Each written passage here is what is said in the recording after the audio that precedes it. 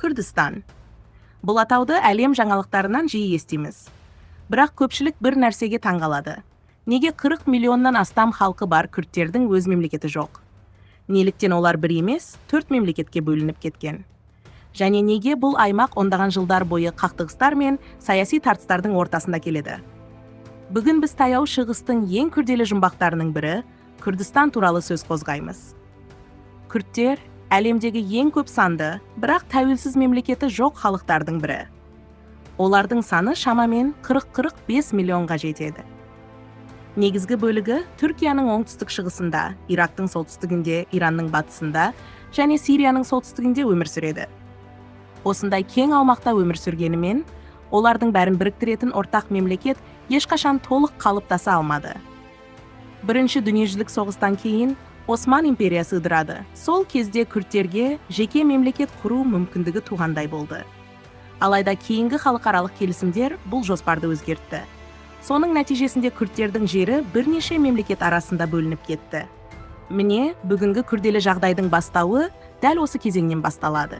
Осыдан кейін күрдтердің тәуелсіздікке ұмтылысы ешқашан тоқтаған жоқ. Әр елдегі күрдтердің жағдайы әртүрлі болды. Кей жерде мәдени құқықтары шектелсе, кей жерде қарулы қақтығыстарға дейін жетті. Ондаған жыл бойы мыңдаған адам қаза тауып, миллиондаған адам туған жерін тастап кетуге мәжбүр болды. Соған қарамастан күрдтер өз мәдениетін, тілін және дәстүрін сақтап қалды. Олар өзін ежелгі халықтардың мұрагері деп есептейді. Күрдтердің музыкасы, ұлттық билері, киім үлгілері мен әдебиеті ғасырлар бойы ұрпақтан ұрпаққа жалғасып келеді. Бүгінде Ирактағы Күрдістан аймағы ең үлкен автономиялардың бірі саналады. Оның өз парламенті, үкіметі және қауіпсіздік күштері бар. Алайда бұл толық тәуелсіз мемлекет емес. Ал Сириядағы күрдтер де соңғы жылдары өзін-өзі басқару жүйесін қалыптастырды. Бірақ бұл құрылымдарды барлық мемлекеттер бірдей мойындай бермейді. Ең қызығы, әлемнің көптеген елдері күрдтердің мәдени құқықтарын қолдағанымен, тәуелсіз Күрдістан мемлекетінің құрылуына өте сақ қарайды. Себебі мұндай өзгеріс таяу шығыстағы қазіргі шекараларға әсер етіп, жаңа саяси дағдарыстарға әкелуі мүмкін деген алаңдаушылық бар. Сонда болашақта тәуелсіз Күрдістан пайда болуы мүмкін бе?